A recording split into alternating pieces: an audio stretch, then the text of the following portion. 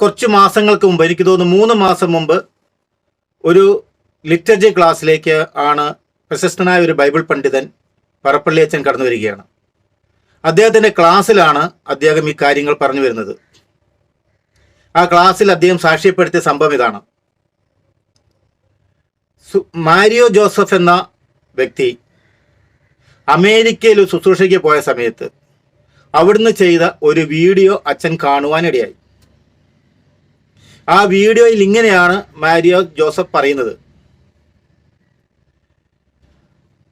അവിടെ ഒരു ക്രിസ്ത്യൻ പയ്യന് യേശു ക്രിസ്തുവിന് ദൈവമാണെന്ന് വിശ്വസിക്കുവാനോ അംഗീകരിക്കുവാനോ സാധിക്കുന്നില്ല. ഭയങ്കര പ്രശ്നം. അവൻ യേശു ക്രിസ്തുവിനെ ദൈവമായിട്ട് ദൈവപുത്രനായിട്ട് ഒന്നും അംഗീകരിക്കാൻ പറ്റുന്നില്ല എന്നാണ് പ്രശ്നം. പല പുരോഹിതന്മാരും പല പണ്ഡിതന്മാരും ഒക്കെ വന്ന് അവനോട് സംസാരിച്ചു, ഒരു രക്ഷയുമില്ല. അവസാനം ആ പയ്യനെ അമേരിക്ക ചെന്നപ്പോൾ മാരിയോ ജോസഫിൻ്റെ അടുത്ത് എത്തിച്ചു. സുലൈമാൻ അങ്ങനെ എടുത്ത് ഇവനോട് സംസാരിച്ചു കഴിഞ്ഞപ്പോൾ സുലൈമാൻ അതിനൊരു മറുപടി കൊടുത്തു. യേശു ക്രിസ്തു ജീവിച്ചിരുന്ന സമയത്ത് യേശു ക്രിസ്തുവിന് ദൈവമാണെന്ന് അറിയില്ലായിരുന്നു. അത് കേട്ടപ്പോഴേക്കും അവന് വിശ്വാസമായി. യേശുവിന് ദൈവമാണെന്ന് അറിയത്തില്ലായിരുന്നു എന്ന് പറഞ്ഞപ്പോൾ അവന് ഇസ്ലാമിലേക്ക് പോകാനോ ഇസ്ലാം വിശ്വാസം ഉപേക്ഷിക്കുവാനും അതുപോലെ ക്രിസ്തുവിൽ വിശ്വാസം നിലനിൽക്കുവാനും സാധിച്ചു എന്നുള്ളതാണ് സുലൈമാൻ തുർക്കിയുടെ അവകാശവാദം. ആ ഒരു വീഡിയോയിലൂടെ ഞാൻ 5 വർഷങ്ങൾക്ക് മുമ്പ് ജസ്റ്റ് കേട്ടതാണ്. അപ്പോൾ ഞാൻ വെറുതെ ഇതെന്താ അവൻ പുരോഹിതനേക്കാളും വലിയവനായി കഴിഞ്ഞോ, ഇത്രത്തോളം ആയൊന്ന് ചിന്തിച്ച് മാത്രം കൊടുക്കി വിട്ടു. നമ്മൾ പിന്നെ അതിനൊരു ഇമ്പോർട്ടൻസും കൊടുത്തില്ല. പക്ഷേ അതിൻ്റെ ഭീകരാവസ്ഥ ഈ ഒരു 3 മാസങ്ങൾക്ക് മുമ്പ് ഒരു ബൈബിൾ പണ്ഡിതൻ വന്ന് ക്ലാസ് എടുത്തപ്പോഴാണ് അതിൻ്റെ അവസ്ഥ മനസ്സിലാക്കുന്നത്. ഒരു തക്കിയ, അതായത് സഭയ്ക്കുള്ളിൽ പുരോഹിതന്മാരുടെ ഉള്ളിൽ ക്ലാസ്സുകൾ കിട്ടാൻ വേണ്ടിയിട്ട്, വേദികൾ കിട്ടാൻ വേണ്ടിയിട്ട് ചില കാര്യങ്ങൾ ഉണ്ടാക്കി പറയാം. ഇത് തക്കിയാണ്, നുണ പറയാൻ അനുവദിക്കപ്പെട്ടിരിക്കുന്നതാണ്. അപ്പോൾ അങ്ങനെ ഒരു സിറ്റുവേഷൻ ക്രിയേറ്റ് ചെയ്തിട്ടോ അല്ലെങ്കിൽ സാങ്കല്പികമായ കാര്യങ്ങൾ ഉണ്ടാക്കി വെച്ചിട്ട് ഇസ്ലാമിലേക്ക് പോകാതെ ഒരുത്തരെ തടഞ്ഞു എന്ന് അറിയിക്കുവാൻ വേണ്ടിയിട്ട് പുരോഹിതന്മാരെക്കാളും കൂടുതൽ മേന്മയോടുകൂടി അവർക്കൊന്നും പറഞ്ഞു കൊടുക്കാത്ത കാര്യങ്ങൾ തനിക്ക് തന്നെ പറഞ്ഞു കൊടുക്കാൻ സാധിച്ചു എന്ന് ലോകത്തെ വിളിച്ചറിയിക്കുവാൻ വേണ്ടി ചെയ്തതുമാകാം. ഇതിനെയാണ് പച്ചയ്ക്ക് തക്കിയ എന്ന് പറയുന്നത്. പക്ഷെ ഈ തക്കിയയ്ക്കൊരു പൈശാചിക സ്വാധീനമുണ്ട്. അതായത് നുണകൾക്കൊരു സ്വാധീനമുണ്ട്. നുണ പറയുന്ന നാവ് ആത്മാവിനെ നശിപ്പിക്കുന്നു എന്ന് പറയുന്ന പോലെ നുണ പറയുന്ന നാവ് ആ വ്യക്തിയുടെ ആത്മാവ് നശിപ്പിക്കാൻ മാത്രമല്ല, അത് കേൾക്കുന്നത് വിശ്വസിക്കുവാൻ പ്രേരിപ്പിക്കുന്ന ഘടകങ്ങൾ ഉണ്ടാകുമ്പോൾ അത് മറ്റുള്ളവരെ കൂടി വഞ്ചിക്കുന്നതാണ്. അത് സത്യത്തിനൊപ്പം നിലനിൽക്കാത്ത ഒരു മനുഷ്യൻ സൃഷ്ടിക്കപ്പെടുകയാണ്, അവൻ വഞ്ചിക്കപ്പെടുകയാണ്. അതുകൊണ്ടാണ് നുണകൾ എന്ന് പറയുന്ന സാധനം വിശ്വാസികൾക്കിടയിൽ ഉണ്ടാകാൻ പാടില്ല. യാതൊരു കാരണവശാലും ക്രൈസ്തവർ സമൂഹം നുണ പറയാൻ പാടില്ല. കാരണം ക്രൈസ്തവരുടെ ദൈവം സത്യവും സത്യത്തിൻ്റെ പിതാവുമാണ്. അപ്പോൾ ഈ ഒരു തക്കിയ പെട്ടെന്ന് കേട്ടപ്പോൾ ഈ പറപ്പള്ളി അച്ഛനെ അത് വളരെയധികം സ്പർശിച്ചു. അദ്ദേഹം അതുവരെയുള്ള സംഗതികളെല്ലാം പെട്ടെന്ന് അതിനൊരു സ്വാധീനമുണ്ട്. അതെപ്പോഴും മനസ്സിലാക്കണം. അതിനൊരു ഇമ്പാക്റ്റ് നമ്മളിലേക്ക് ഒരു ആഴത്തിലിറങ്ങുന്ന സംഗതി ഉണ്ടാകും. അത് ഏതെങ്കിലും മനുഷ്യനെ ആർക്കാണ് വചനം സ്പർശിക്കേണ്ട ഉദ്ദേശിക്കുന്നവരെ പിടിക്കും. വചനം ഇരുതലവാളിനേക്കാൾ മൂർച്ചകളും സദ്യകളിലും മജ്ജകളിലും മാംസങ്ങളിലേക്കും തുളച്ചു കയറുന്ന ആത്മാവിന്റെ ഛേദങ്ങൾ തിരിച്ചറിയുന്ന തരത്തിലുള്ള പവർഫുൾ ആയിട്ടാണ് ദൈവത്തിന്റെ വചനമെങ്കിൽ സാത്താന്റെ വചനം ഒരു മനുഷ്യനെ വഞ്ചിക്കാൻ തക്കുന്ന രീതിയിൽ സംഗതികളുണ്ടാവും. അത് എവിടെയാണ് സ്പർശിക്കേണ്ടത്? വിത്ത് വിതയ്ക്കുന്നത്. വചനം വിത്ത് വിതച്ച് 100 മേനി 60 മേനികൾ ഫലം പുറപ്പെടുവിക്കുമ്പോൾ തിന്മയുടെ വചനവും വിത്ത് വിതച്ച് 100 മേനി 1000 മേനി ഈ 60 മേനിയും വിത്തുകൾ ഫലം പുറപ്പെടുവിക്കും. അപ്പോൾ ആ ഫലമാണ് ഇവിടെ പ്രവർത്തിക്കുന്നത് വരുന്നത്. അപ്പോൾ ഒരു പണ്ഡിതനിലേക്ക് ഈ വിത്ത് കയറി കഴിഞ്ഞപ്പോൾ, അല്ലെങ്കിൽ ശത്രു നട്ട ഒരു കള വീണ് കഴിഞ്ഞപ്പോൾ, അല്ലെങ്കിൽ അറിവിൻ്റെ ഒരു വിഷവിത്ത്, അറിവിൻ്റെ കനിയ ഒരു വിഷവിത്ത് പെട്ടെന്ന് വീണ് കഴിഞ്ഞപ്പോഴേക്കും അത് ഹൃദയത്തിൻ്റെ കോണിൽ എവിടെയോ ഒരു ശൂന്യമായൊരു സ്ഥലമുണ്ടായിരുന്നു. ആ സ്ഥലത്ത് സ്പർശിച്ചു, ചിന്തകളിൽ സ്പർശിച്ചു. ആ പുരോഹിതൻ പെട്ടെന്ന് ഇതുവരെ പഠിച്ച ബൈബിളും സഭയുടെ പ്രബോധനങ്ങളും എല്ലാം അറിയുന്ന ആള് അതിനെയൊക്കെ ഒന്ന് അത് ഒന്ന് തിരിച്ചു മറിച്ചു. ട്വിസ്റ്റിംഗ് പെട്ടെന്ന് നടന്നു. പെട്ടെന്ന് ചിന്തയിലേക്ക് കയറി. അതിനെ കേന്ദ്രീകരിച്ചുകൊണ്ട്, അതായത് ഒരു പാഷണ്ഡതയെ കേന്ദ്രീകരിച്ചുകൊണ്ട് ബൈബിളിൻ്റെയും പഠനങ്ങളെയും കംപ്ലീറ്റ് പുരോഹിതൻ കോൺസെൻട്രേറ്റ് ചെയ്തുകൊണ്ട്, അതിനെ കേന്ദ്രീകരിച്ചുകൊണ്ട്, സെൻട്രലൈസ് ചെയ്തുകൊണ്ട് പഠനത്തിനെ മൊത്തം ഒന്ന് ഇളക്കി മറിച്ചു. എന്നിട്ട് അനേകം സെമിനാരികളിൽ കൂടെ കൊടുത്തു. അദ്ദേഹം 12 സെമിനാരിയിൽ പഠിപ്പിക്കുകയും പ്രശസ്തമായ ക്രിസ്ത്യൻ യൂണിവേഴ്സിറ്റികളിൽ നിന്ന് 2 പ്രൊഫസർ പദവിയുള്ളതുമായ ഒരു ബൈബിൾ പണ്ഡിതനാണ്. അദ്ദേഹം പല സ്ഥലങ്ങളിൽ പഠിപ്പിച്ചുകൊണ്ടിരിക്കുന്നതാണ്. അദ്ദേഹം തന്നെ അവകാശപ്പെടുന്നത്, ക്ലാസ് എടുക്കുമ്പോൾ തന്നെ അവകാശപ്പെട്ടത്, ഞാൻ എൻ്റെ ക്ലാസ് കേട്ടപ്പോൾ പലർക്കും വിശ്വാസത്തിലടച്ച് വരികയൊക്കെ ചെയ്തിട്ടുണ്ട്, പക്ഷെ ഇതാണ് സത്യം എന്നാണ് പറയുന്നത്. എന്നിട്ടാണ് ഇത് ഈ എക്സാമ്പിൾ വെച്ച് പറയുന്നത്. അപ്പോൾ ഇവിടെ പറയുന്ന കാര്യം ഇതേ ഉള്ളൂ. മനസ്സിലാക്കേണ്ട കാര്യം, യേശുക്രിസ്തു ജീവിച്ചിരുന്ന സമയത്ത് യേശുക്രിസ്തുവിന് താൻ ദൈവമാണെന്ന് അറിയില്ലായിരുന്നു എന്ന് പറയുന്നത് വലിയൊരു അബദ്ധ പ്രബോധനവും തക്കിയയും തിന്മയെ പ്രോത്സാഹിപ്പിക്കുന്നതും ഇസ്ലാമികമായ ഇസ്ലാമിനെയും ക്രിസ്ത്യനെയും കൂടി കൂട്ടി യോജിപ്പിക്കാൻ പറ്റുന്ന ഒരു കണ്ണി വിളക്കി ചേർക്കാനാണ് സുലൈമാന്റെ തക്കിയ ഉപയോഗിച്ചതെന്നുള്ളതാണ് സത്യം. അതുകൊണ്ട് എന്ത് സംഭവിച്ചു? അനേകർക്ക് ഇടർച്ച സംഭവിച്ചു. തിരിച്ചറിയാൻ പറ്റിയോ? തിരിച്ചറിയാൻ പറ്റില്ല. ഒരു ബൈബിൾ പണ്ഡിതനെ വീഴിക്കാൻ പറ്റുമെങ്കിൽ അത് എത്ര പേരെ വഞ്ചിച്ചിട്ടുണ്ടാകണം ആ ഒരു സാധനം. അപ്പോൾ ഇവിടെ ഒരു കാര്യം മനസ്സിലാക്കണം. ദൈവത്തിന് മനുഷ്യനായിട്ട് അവതരിച്ച സമയത്ത് താൻ ആരാണെന്ന് ദൈവത്തിന് അറിയാം. അത് ബൈബിളിൽ കൂടെ ഞാൻ വ്യക്തമാക്കി തരാം. യേശുവിന്റെ പ്രബോധനത്തിലൂടെ മാത്രം വ്യക്തമാക്കി തരാം. 2, പിശാചിന്റെ പ്രവാചകന്മാർക്കും താൻ ആരാണെന്ന് ശരിക്കും അറിയണമെന്നില്ല. അവൻ അന്ധനാണ്, അജ്ഞനാണ്. എന്നാൽ സാത്താൻ ഉപയോഗിക്കുന്ന വ്യക്തികൾക്ക് അവർ ആരാണെന്ന് അറിയത്തില്ല. ഫോർ എക്സാമ്പിൾ, കള്ളപ്രവാചകന്മാർ പലരും ഇവിടെ വന്നു. യേശുക്രിസ്തു എന്ത് സിസ്റ്റം ഇവിടെ ഇംപ്ലിമെന്റ് ചെയ്തോ ആ സിസ്റ്റത്തിനൊക്കെ ട്വിസ്റ്റ് ചെയ്തുകൊണ്ട് മറ്റൊരു സിസ്റ്റം ഇവിടെ ഇംപ്ലിമെന്റ് ചെയ്തു. അതായത് യേശുക്രിസ്തുവിന്റെ സ്പിരിച്വാലിറ്റിയെ ദൈവം പിതാവെന്നും മനുഷ്യ പുത്രനുമെന്ന് ദൈവപുത്ര ബന്ധത്തിലേക്ക് കൊണ്ടുവന്ന യേശുക്രിസ്തുവിന്റെ ദൈവം കൂട്ടിയിണക്കിയ ആ പ്രബോധനത്തെ, ആ സ്പിരിച്വാലിറ്റിയെ സാത്താൻ അട്ടിമറിച്ചുകൊണ്ട് ദൈവം മാസ്റ്ററും മനുഷ്യൻ അടിമയുമാണെന്ന രീതിയിലേക്ക് വീണ്ടും കൊണ്ടുപോയതാണ് ഇസ്ലാം. ശ്രദ്ധിക്കണം. അപ്പോൾ അതിലേക്ക് കൊണ്ടുപോയി നയിക്കുന്നതാണ് ഇത് വരുന്നത്. അപ്പോൾ ഒരു സിസ്റ്റം യേശുക്രിസ്തു, അതായത് അനേക കാലഘട്ടങ്ങളിലൂടെ അനേകം കാര്യങ്ങൾ വളഞ്ഞവ വന്നതിനെ യേശുക്രിസ്തു വന്ന് നേരെയാക്കുകയാണ്. അത് ശ്രാവകനെ പറഞ്ഞ വളഞ്ഞ കുന്നുകൾ നിരത്തപ്പെടും, വളഞ്ഞവ നേരെയാക്കപ്പെടും എന്ന് പറയുന്നത്. അപ്പൊ ദൈവം തന്നെ മനുഷ്യനായിട്ട് അവതരിച്ച് ദൈവത്തെ സംസാരിക്കാനുള്ള സംസാരിച്ചുകൊണ്ട് ഒരു സിസ്റ്റം കറക്റ്റ് ആയിട്ടുള്ള സ്നേഹത്തിന്റെ കൽപ്പനകളോട് തന്നു കഴിഞ്ഞു. അത് കഴിഞ്ഞ പിന്നെ തിന്മയുടെ ശക്തിക്ക് അതിനെ ട്വിസ്റ്റ് ചെയ്യണം. അപ്പൊ യേശുക്രിസ്തു സ്ഥാപിച്ചിരിക്കുന്ന സിസ്റ്റത്തിനെയും കൂതാശകളെയും കംപ്ലീറ്റ് ട്വിസ്റ്റ് ചെയ്ത സിസ്റ്റത്തിന് ഇംപ്ലിമെന്റ് ചെയ്തിരിക്കുന്ന മാറ്റി പ്രതിഷ്ഠിക്കണം. അതാണ് തിന്മ ചെയ്യുക. അപ്പോൾ യേശുക്രിസ്തു കൊണ്ടുവന്നിരിക്കുന്ന സ്പിരിച്വാലിറ്റിയെ കംപ്ലീറ്റ് മറ്റൊരു കള്ളപ്രവാചകനെ തെരഞ്ഞെടുത്തുകൊണ്ട് ആ സിസ്റ്റം മാറ്റുകയാണ്. അതായത് സ്പിരിച്വാലിറ്റിക്ക് മറ്റൊരു സ്പിരിച്വൽ വേയിൽ കൊണ്ടുവന്നു. നെക്സ്റ്റ്, യേശുക്രിസ്തു കൊണ്ടുവന്ന സോഷ്യലിസം ഉണ്ട്. ഇല്ലാത്തവന് കൊടുക്കുക, സ്വന്തം കയ്യിൽ നിന്ന് എടുത്ത് കൊടുക്കുക. ആ സിസ്റ്റത്തിനെ തകർക്കുന്ന മറ്റൊരു സിസ്റ്റം മറ്റൊരു കള്ളപ്രവാചകൻ കൊണ്ടുവന്നിട്ട് ഒരു സോഷ്യലിസം ഇവിടെ സ്ഥാപിച്ചു, കമ്മ്യൂണിസം സ്ഥാപിക്കുകയായിരുന്നു. അതാണ് സിസ്റ്റത്തിന്റെ പ്രത്യേകത.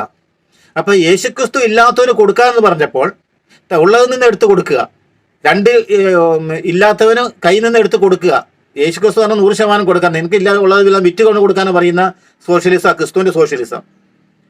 കമ്മ്യൂണിസം എന്ന് പറഞ്ഞാൽ എന്താ? മറ്റുള്ളതിനെ എടുത്ത് പിടിച്ചിട്ട് കൊടുക്കുക എന്നുള്ള കമ്മ്യൂണിസമാണ്.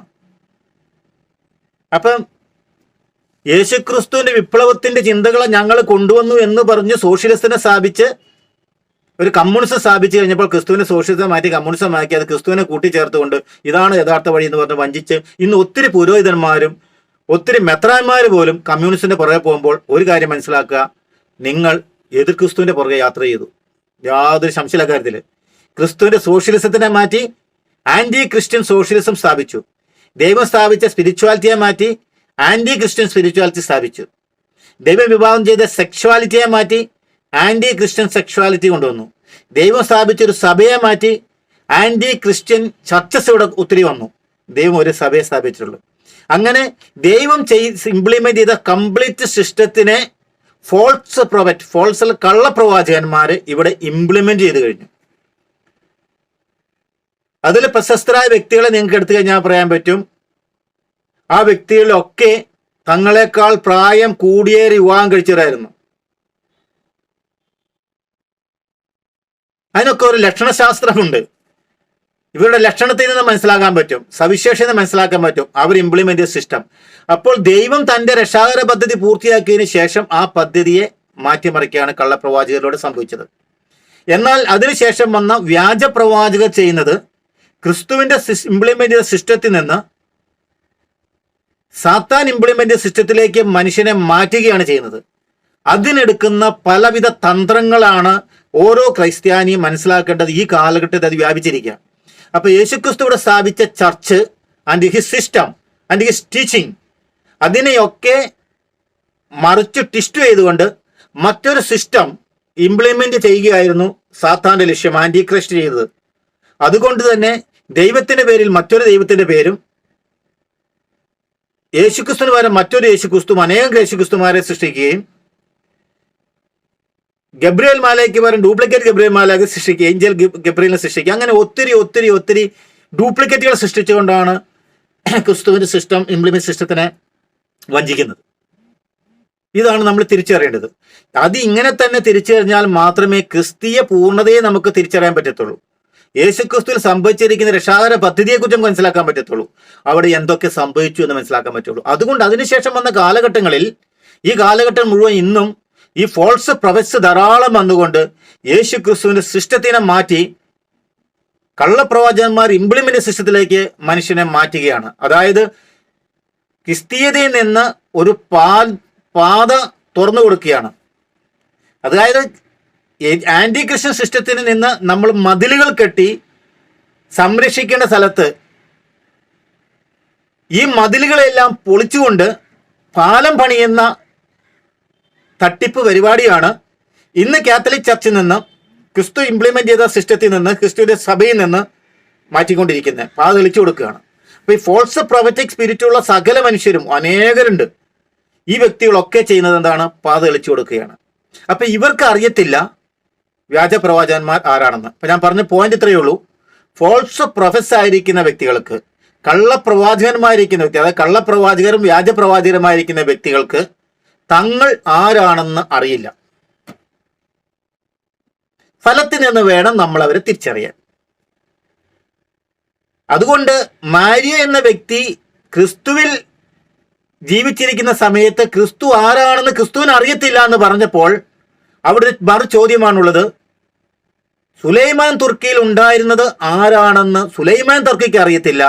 പക്ഷേ വിശ്വാസികളായവർക്ക്, അന്ധകാരവും പ്രകാശവും കണ്ടാൽ തിരിച്ചറിയുന്നവർക്ക്, സത്യവും നുണയും കേട്ടാൽ തിരിച്ചറിയുന്നവർക്ക്, ജീവനവും മരണവും കണ്ടാൽ തിരിച്ചറിയുന്നവർക്ക്, നീതിയും അനീതിയും കണ്ടാൽ തിരിച്ചറിയുന്നവർക്ക്, കരുണയും വ്യാജകരുണയും കള്ളക്കരുണയും കണ്ടാൽ തിരിച്ചറിയുന്നവർക്ക് സുലൈമാൻ തുർക്കിയിൽ എന്തുണ്ടെന്ന് കണ്ടാൽ തിരിച്ചറിയും. അത് ഈസയാണോ യേശുവാണോ എന്ന് തിരിച്ചറിയാൻ സാധിക്കും.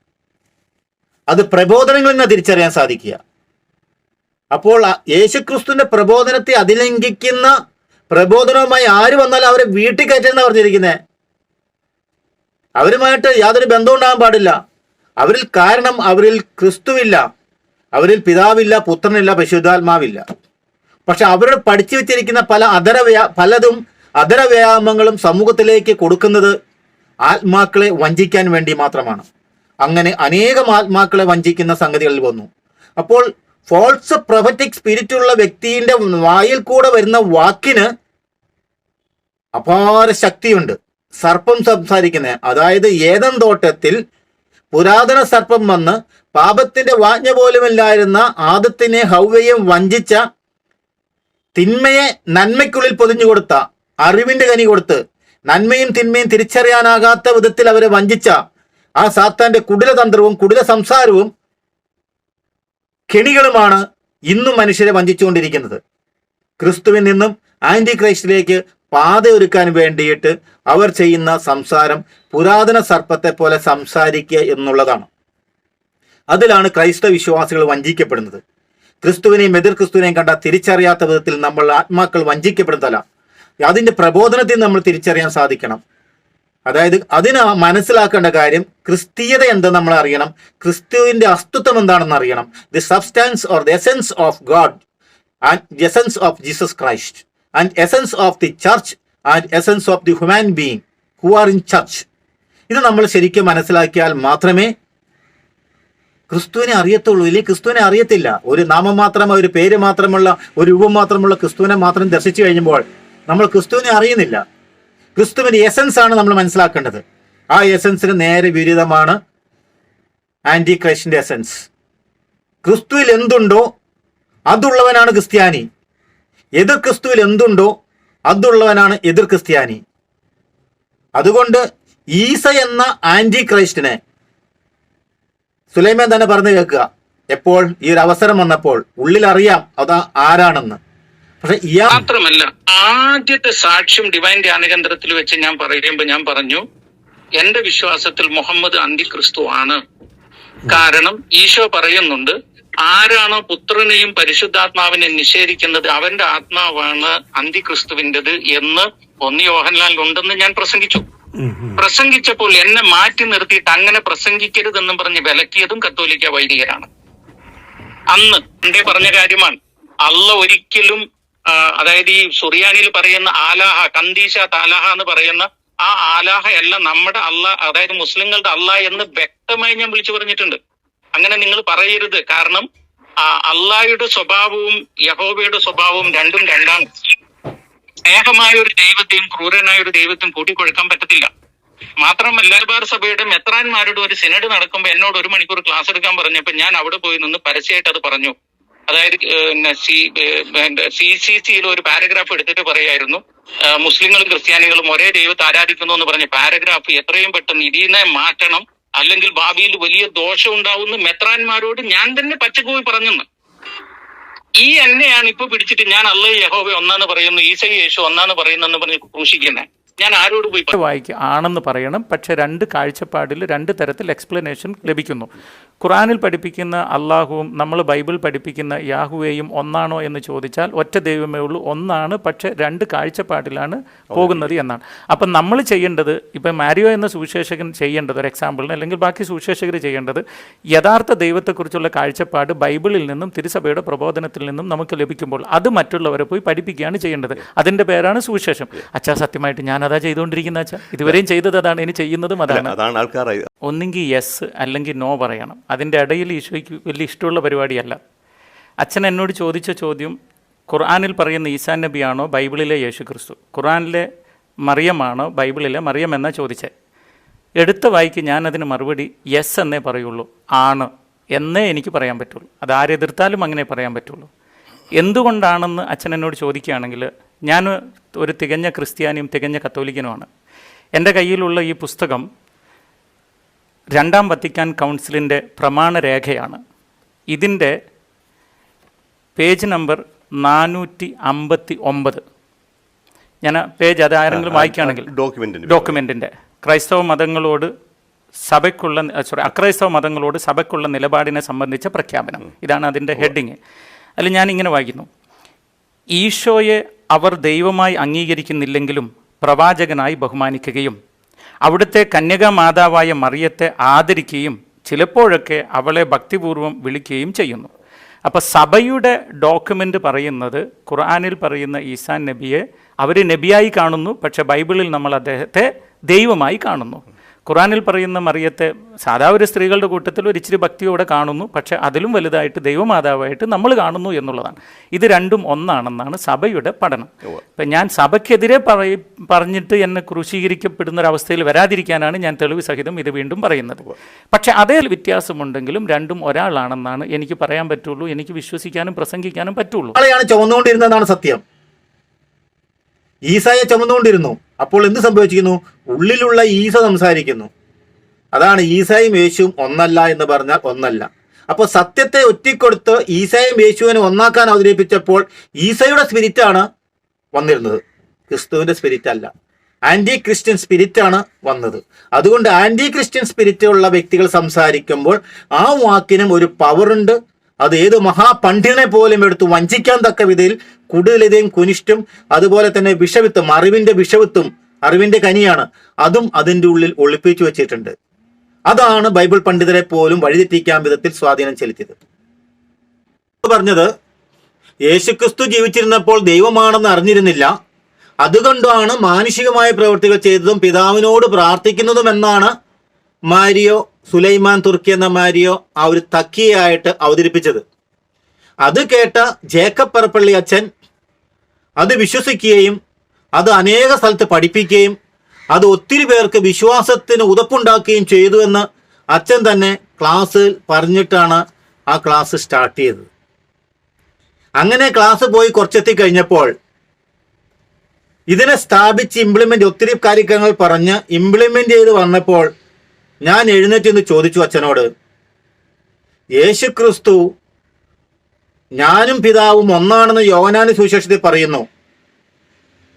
മാമോദിസ സമയത്ത് സ്ഥാപനം കൊടുക്കുന്ന സ്വർഗം തുറന്ന് പുറത്തുവിട്ട് പരിശുദ്ധമായ പ്രാവിന്റെ രൂപത്തിൽ വരുന്നു, സ്വർഗത്തിൽ നിന്ന് ശബ്ദമുണ്ടാവുന്നു, ഇവൻ ദൈവത്തിന്റെ പുത്രനാണെന്ന് പറയുന്നു. ഞാനും പിതാവ് ഒന്നാണെന്ന് യേശുവിന്റെ ബോധമില്ലാതെ പറഞ്ഞതാണോ? സ്വർഗസ്ഥനായ പിതാവ് ആണ് വെളിപ്പെടുത്തിയെന്ന് പറയുന്ന സംഗതി, അത് സ്വർഗസ്ഥനായ പിതാവ് ഇവനെന്റെ പ്രിയപുത്രൻ, ഇവനെ പ്രസാദിച്ചിരിക്കുന്നു എന്ന് പറഞ്ഞപ്പോൾ യേശു മാത്രം ചെവിയേക്കാതിരുന്ന പൊട്ടനായിരുന്ന മറ്റുള്ളവരെല്ലാവരും കേട്ടപ്പോൾ എന്ന് ചോദിച്ചു. പുനരുത്ഥാന രൂപാന്തരീകരണ സമയത്തും പിതാവിന്റെ പ്രിയപുത്രനിൽ പ്രസാദിച്ചിരിക്കുന്നു പറയുമ്പോഴും യേശു കേട്ടു, ശിഷ്യന്മാരും കേട്ടു, ശബ്ദമുണ്ടായത് കേട്ടു. അപ്പോഴൊന്നും യേശു ഒരു ബോധമില്ലാത്തവനായിരുന്നു. അതുപോലെ യേശുവിനോട് പലരും പറയുന്നു, ഇതൊക്കെ അപ്പൊ പറഞ്ഞ അടുത്ത വഴിക്ക് അച്ഛൻ പറഞ്ഞ ഡയലോഗ് ഇതാണ്, യോഹന്നാന്റെ സുവിശേഷം ഇല്ല, യോഹന്നാന്റെ സുവിശേഷം മാറ്റി വയ്ക്കും, മറ്റുള്ള സുവിശേഷത്തെ എടുത്തു കഴിഞ്ഞാൽ നമുക്ക് ഇതിനെ സാധൂകരിക്കാൻ പറ്റും. യേശുക്രിസ്തു ജീവിച്ചിരുന്നപ്പോൾ അദ്ദേഹത്തിന് അത് ദൈവമാണെന്ന് അറിയത്തില്ലായിരുന്നു എന്ന് അച്ഛൻ അതിൽ പിന്നെയും കയറി പിടിക്കുക ചെയ്തത്. അപ്പോൾ ഞാൻ പറഞ്ഞു, എന്നാൽ മത്തായിയുടെ സുവിശേഷം എടുക്കാം. പത്രോസിനോട് പറഞ്ഞ സംഭവം ഉണ്ടല്ലോ, അതായത് ഞാൻ ആരാണ് നിങ്ങൾ പറയുന്നത്? അപ്പോൾ പത്രോസ്, നീ ജീവനുള്ള ദൈവത്തിന്റെ പുത്രനായ ക്രിസ്തുവാണെന്ന് പറഞ്ഞപ്പോൾ ഈശോ പറഞ്ഞു, സ്വർഗസ്ഥനായ പിതാവാണ് പത്രോസിനൊക്കെ വെളിപ്പെടുത്തി തന്നിരിക്കുന്നത്.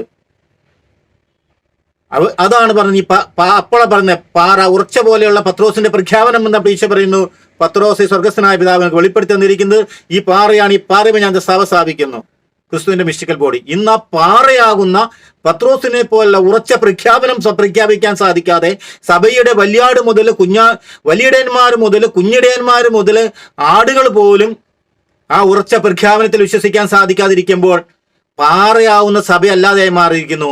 വെറും ചെങ്കല്ലായ കളിമണ്ണായ ഒരു സഭയായി നമ്മൾ രൂപാന്തരപ്പെട്ടത് നമ്മൾ മനസ്സിലാക്കുന്നുണ്ടോ? പത്രോസിന്റെ ഉറച്ച പ്രഖ്യാപനം എവിടെ പോയി?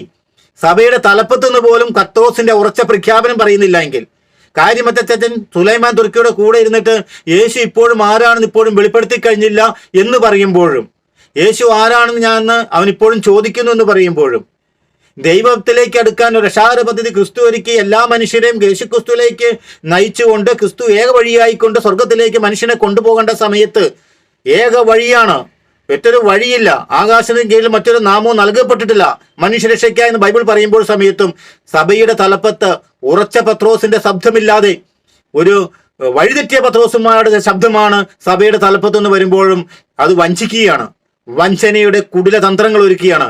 ആ ഇടയനെ ഫോളോ ചെയ്യുന്ന സകല ഇടയന്മാരും ആ വഞ്ചനയുടെ ശബ്ദമാണ് ഇന്ന് സഭയിൽ നിന്ന് മുഴക്കിക്കൊണ്ടിരിക്കുന്നത്. ഇത് മനുഷ്യാത്മാക്കളെ വഞ്ചിച്ച് എതിർ ക്രിസ്തുവിന് കൂട്ടിക്കൊടുക്കാൻ ആട്ടിൻ തോലിട്ട വ്യാജ ഇടയന്മാരാണ്. ആട്ടിൻ തോലിട്ട ചെന്നായെ പോലുള്ളവരാണ് അവർ മാത്രം.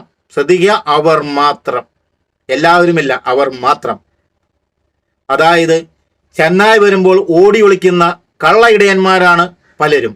അവരെ മാത്രമാണ് ഞാൻ ചോദ്യം ചെയ്യുന്നത്. അവരാണ് ഇവിടെ നിന്നിട്ട് അനേകം ആത്മാക്കളെ വഞ്ചിക്കുന്ന കുടിലതന്ത്രങ്ങളും കുടില ബുദ്ധികളും ഉണ്ടാകുന്നു. അങ്ങനെ ക്രൈസ്റ്റിന്റെ മക്കളെ, ക്രിസ്തുവിന്റെ മക്കളെ എതിർ ക്രിസ്തുവിലേക്ക് നയിക്കാൻ വേണ്ടി പാത വെട്ടിക്കൊടുക്കുന്ന, മതിലുകൾ പൊളിച്ച് പാലം പണിയുന്നവർ, മതേതരത്തിന്റെയും മതസൗഹാർദ്ദത്തിന്റെയും ഒക്കെ പാലം പണിയുന്നത്. മതങ്ങളുമായിട്ടല്ല സൗഹൃദം വേണ്ടത്, മനുഷ്യരുമായിട്ട് സൗഹൃദം വേണ്ടത്. വിവിധ മതങ്ങളിൽ ജീവിക്കുന്ന മതങ്ങളിൽ വിശ്വസിക്കുന്ന മനുഷ്യരുമായിട്ടുള്ള സൗഹൃദത്തിന്റെ പാലം പണിയാതെ മതങ്ങൾ തമ്മിൽ പാലം പണിത് നടക്കുന്ന ഇവർ ക്രിസ്തുവിനെ ഒറ്റുന്നവരാണ്. സ്വർഗത്തിലേക്ക് പോകാൻ ദൈവം മതം സ്ഥാപിച്ചിട്ടില്ല. സ്വർഗത്തിലേക്ക് പോകാൻ ഒരു സഭയെ സ്ഥാപിച്ചിട്ടുള്ളൂ, ഒറ്റ സഭ. That is the mystical body of Jesus Christ. ആ ജീസസ് ക്രൈസ്റ്റിന്റെ ചർച്ചിന് ക്രിസ്തുവിന്റെ സാന്നിധ്യം ഉണ്ടായിരിക്കും.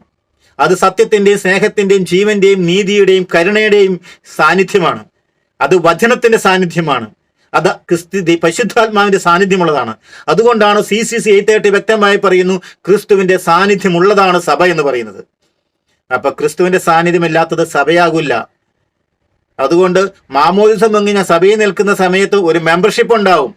അതിലൊരു ചർച്ചിന്റെ ഹയറാർക്കിയിൽ ഒരു അധികാരം ഉണ്ടായിരിക്കും, മെമ്പർഷിപ്പ് ഉണ്ടായിരിക്കും. പക്ഷെ ക്രിസ്തുവിന്റെ സാന്നിധ്യമില്ലെങ്കിൽ ഒരു വ്യക്തിയും സഭയിൽ ഉണ്ടാവുന്നില്ല. സഭ പഠിപ്പിക്കുന്നത് അങ്ങനെയാണ്. പിന്നെ സഭ പരിശുദ്ധമാണ്, വിശുദ്ധമാണ്, അത് സാർവത്രികമാണ്. സാർവത്രികം എന്ന് പറഞ്ഞാൽ ഇവിടെ ഇട്ടാവട്ടത്തിൽ ഒതുങ്ങി കിടക്കുന്നതല്ല സഭ. സഭ എവിടെയും വ്യാപിച്ച് കിടക്കുന്നുണ്ടാവും. വനാന്തരത്തിൽ കിടക്കുന്ന ഒരു സന്യാസി സത്യവും സ്നേഹവും ജീവനും പറഞ്ഞ് നല്ല രീതിയിൽ പ്രാർത്ഥിച്ച് ജീവിക്കുമ്പോൾ, അവനെ നിത്യസത്യമായ ഒരു പ്രകാശത്തെ കണ്ടുകൊണ്ട് ജീവിക്കുമ്പോഴും അവനോട് ദൈവം സംസാരിച്ചോളും. ഇതിനെ ആരും ആകുലപ്പെടേണ്ട ആവശ്യമില്ല. അപ്പോൾ അവനും ശരിക്ക് സത്യം പറഞ്ഞാൽ കാത്തലിക് ആയിരിക്കും. കാരണം എന്താണ്? ക്രിസ്തുവിന്റെ സാന്നിധ്യം ഉണ്ടായിരിക്കും. അവന് മാമോയിസ് കൊടുക്കുക. പിതാവ് ആകർഷിക്കാതെ ആർക്കും അടുക്ക വരാൻ കഴിയില്ലെന്നല്ല ചെയ്ത കർത്താവിനെ അവിടെ കർത്താവ് നോക്കിക്കോളും. ഇവിടെ കത്തോലിക്കനാണെന്ന് പറഞ്ഞു നടക്കുന്നവൻ കത്തോലിക്കനാണോ എന്നാണ് ചിന്തിക്കേണ്ടത്. ക്രൈസ്തവരാണെന്ന് പറഞ്ഞു നടക്കുന്നവർ ക്രൈസ്തവരാണോ എന്ന് ചിന്തിക്കേണ്ടത്.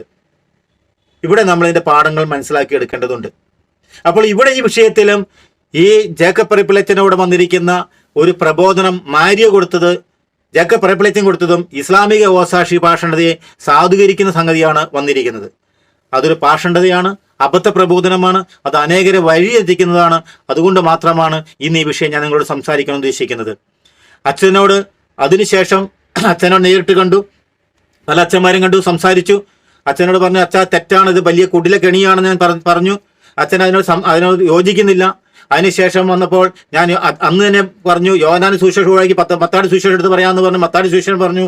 അതിനുശേഷം ഞാൻ വന്ന് അച്ഛന് ഞാൻ വിശദമായ കത്തെഴുതി, വിശദമായിട്ട് ബൈബിളിലെ മത്താടി സുവിശേഷം മാത്രം എടുത്തുകൊണ്ട് ഞാൻ കുറച്ച് ചോദ്യങ്ങൾ അച്ഛനോട് ചോദിച്ചു.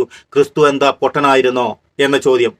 എന്നിട്ടും അതിന് കറക്റ്റായിട്ട് അത് തിരുത്തുവാനോ അതിൽ നിന്നൊരു മാറ്റം വരുത്തുവാനോ സാധിക്കാത്ത നമ്മുടെ ക്രൈസ്തവരുടെ സ്പിരിറ്റ്, ഒരു തെറ്റ് പറ്റിക്കഴിഞ്ഞാൽ അംഗീകരിക്കുകയോ തിരുത്തുകയോ മാറ്റം ചെയ്യുവാനുള്ള മനസ്സില്ലാത്ത, സ്വന്തം മഹത്വം മാത്രം നോക്കുന്ന അവരാണ് വലിച്ചു കീറിപ്പെടുന്നത്. ശ്രദ്ധിച്ചു നോക്കുള്ളൂ.